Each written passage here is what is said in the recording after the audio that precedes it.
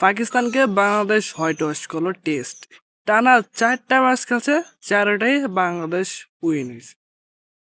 প্রথম test match জিতেছে রাওয়ালপিন্ডিতে 2024 সালে এবং দ্বিতীয় টেস্ট ম্যাচ জিতছে ঘরের মাঠে সিলেটে, এবং তাদেরকে এই দ্বিতীয় ম্যাচও হোয়াইট ওয়াশ করছেন টিম বাংলাদেশ।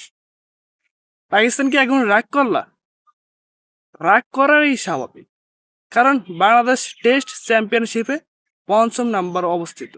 পিছনে ফেলে আসছে তোমাদেরকে, ইন্ডিয়াকে, আরো অন্য দলকে এবং ইংল্যান্ডকে। আমাদের এই ছোটখাটো টিম বাংলাদেশ রাগ করে থাকো। আবারও বলছি, রাগ করলা?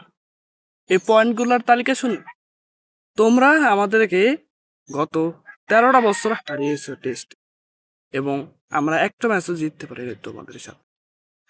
আমাদের প্রথম ম্যাচ জিতার ছোঁয়া পেয়েছে তোমাদের মাটিতে 2024 সালে। সেখানে তোমাদেরকে হোয়াইট ওয়াশ করলাম।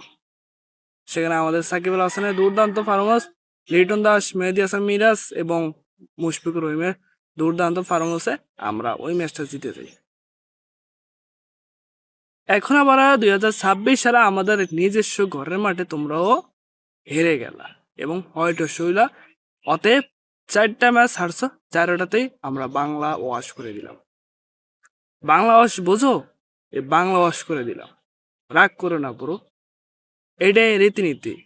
এটা কিন্তু আগের বাংলাদেশ নয়, এটা কিন্তু এখন নতুন বাংলাদেশ, যেখানে স্পিন পেস বোলিং দুটোটাই মিলিয়ে আমাদের বোলিং অ্যাকশন অনেকটাই হাই।